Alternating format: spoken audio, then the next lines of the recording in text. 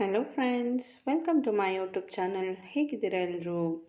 ನಾನಿವತ್ತು ಈಸಿಯಾಗಿ ಫಾಸ್ಟಾಗಿ ಆಗುವಂಥ ಒಂದು ಸಾಂಬಾರು ರೆಸಿಪಿ ತೋರಿಸ್ತಾ ಇದ್ದೀನಿ.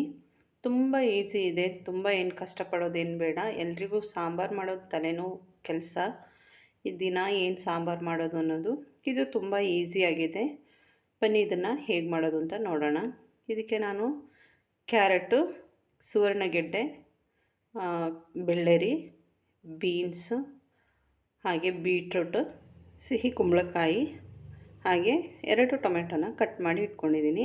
ಇದನ್ನು ನಾನು ಎಲ್ಲನೂ ಕುಕ್ಕರ್ಗೆ ಆ್ಯಡ್ ಮಾಡ್ತಾಯಿದ್ದೀನಿ. ನೀವು ಇಷ್ಟೇ ತರಕಾರಿ ತಗೋಬೇಕು ಅಂತೇನಿಲ್ಲ, ಯಾವುದಿದೆಯೋ ಅದನ್ನು ತಗೊಳ್ಬೋದು. ನಾನು 3 ಟೇಬಲ್ ಸ್ಪೂನಷ್ಟು ಬೇಳೆನ ಮೊದಲೇ ನೆನೆಸಿಟ್ಟಿದ್ದೆ, ಒಂದು 10 ನಿಮಿಷ ಅದನ್ನು ಹಾಕ್ಕೊಂಡಿದ್ದೀನಿ. ಹಾಗೆ ಸ್ವಲ್ಪ ಒಂದು ಸಣ್ಣ ತುಂಡು ಈರುಳ್ಳಿನ ಕಟ್ ಮಾಡಿ ಸೇರಿಸ್ಕೊಂಡಿದ್ದೀನಿ. ಕೊರಿಯಾಂಡರ್ ಪೌಡರ್, ಚಿಲ್ಲಿ ಪೌಡರ್, ಹಾಗೆ ಸಾಂಬಾರು ಪೌಡರ್ ಹಾಕ್ಕೊಂಡಿದ್ದೀನಿ 1 ಟೀ ಸ್ಪೂನು.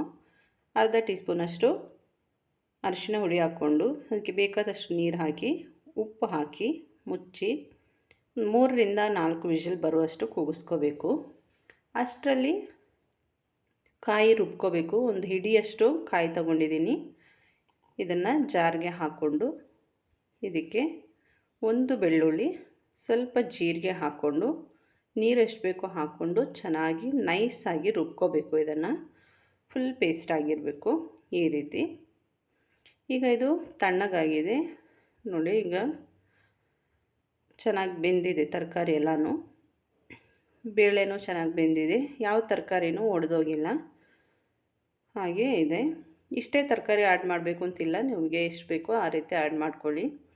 ಈಗ ಸ್ವಲ್ಪ ಕೊರಿಯಾಂಡರ್ ಲೀವ್ಸ್ ಕಟ್ ಮಾಡಿ ಹಾಕ್ಕೊಂಡು, ಅದು ಗಟ್ಟಿ ಇತ್ತು ಅದಕ್ಕೆ ಸ್ವಲ್ಪ ನೀರು ಹಾಕ್ಕೊಂಡಿದ್ದೀನಿ. ಅದನ್ನು ಚೆನ್ನಾಗಿ ಕುದಿಸ್ಕೋಬೇಕು. ಈಗ ಇದಕ್ಕೆ ಉಪ್ಪು ಏನಾದರೂ ಬೇಕಂತ ನೋಡಿ ಹಾಕ್ಕೊಳ್ಳಿ. ನಾನು ಸ್ವಲ್ಪ ಆ್ಯಡ್ ಮಾಡಿದ್ದೀನಿ. ಹಾಗೆ ಸ್ವಲ್ಪ ಹುಣಸೆ ಹಣ್ಣಿನ ರಸನ ಹಾಕ್ಕೊಂಡಿದ್ದೀನಿ. ಸಣ್ಣ ತುಂಡು ಹುಣಸೆ ಹಣ್ಣು ತೊಗೊಂಡಿದ್ದೀನಿ ನೋಡಿ, ಇಷ್ಟು ತೊಗೊಂಡಿದ್ದೀನಿ. ಇದರ ನೀರು ಹಾಕ್ಕೊಂಡು ಚೆನ್ನಾಗಿ ಕುದಿಸ್ಕೊಳ್ಳಿ. ಹುಣಸೆ ಹಣ್ಣು ಈ ಟೈಮಲ್ಲೇ ಹಾಕಬೇಕು, ತೆಂಗಿನಕಾಯಿ ಹಾಕಿದ ಮೇಲೆ ಹಾಕಬಾರ್ದು.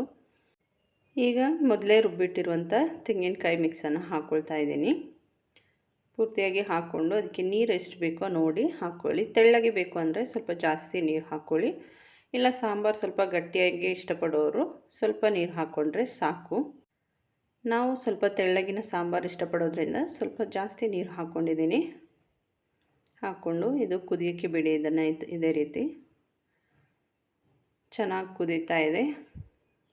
ಇವಾಗಲೂ ನಿಮಗೆ ಉಪ್ಪು ಏನಾದರೂ ಬೇಕಿದ್ರೆ ಸೇರಿಸ್ಕೋಬೋದು. ಇದೀಗ ಆಗಿದೆ, ಇದನ್ನು ಆಫ್ ಮಾಡ್ತಾಯಿದ್ದೀನಿ. ತುಂಬ ಈಸಿ ಇದೆ ಸಾಂಬಾರು ರೆಸಿಪಿ. ಈಗ ಇದಕ್ಕೊಂದು ಒಗ್ಗರಣೆ ಹಾಕಿಬಿಡುವ. ಇದಕ್ಕೆ ಸ್ವಲ್ಪ ಎಣ್ಣೆ ಹಾಕ್ಕೊಂಡಿದ್ದೀನಿ. ಎಣ್ಣೆ ಬಿಸಿ ಆದಮೇಲೆ ಸಾಸಿವೆ ಹಾಕ್ಕೊಂಡಿದ್ದೀನಿ 1 ಟೀ ಸ್ಪೂನಷ್ಟು. ಒಂದು 4-5 ಎಸಳು ಬೆಳ್ಳುಳ್ಳಿನ ಜಜ್ಜಿ ಹಾಕ್ಕೊಂಡಿದ್ದೀನಿ.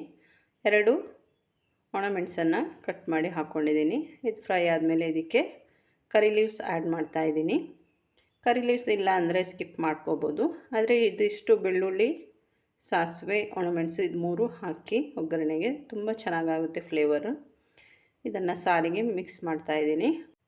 ಇದೀಗ ರೆಡಿಯಾಗಿದೆ. ನೀವು ಇದನ್ನು ಟ್ರೈ ಮಾಡಿ. ವಿಡಿಯೋ ಇಷ್ಟ ಆದರೆ ಲೈಕ್, ಶೇರ್, ಕಮೆಂಟ್ ಮಾಡಿ. ಹಾಗೆ ಇದುವರೆಗೆ ನನ್ನ ಚಾನಲ್ ಸಬ್ಸ್ಕ್ರೈಬ್ ಮಾಡದೇ ನೋಡ್ತಾ ಇದ್ದರೆ ಸಬ್ಸ್ಕ್ರೈಬ್ ಮಾಡಿ, ನನಗೆ ಸಪೋರ್ಟ್ ಮಾಡಿ. Thank you for watching.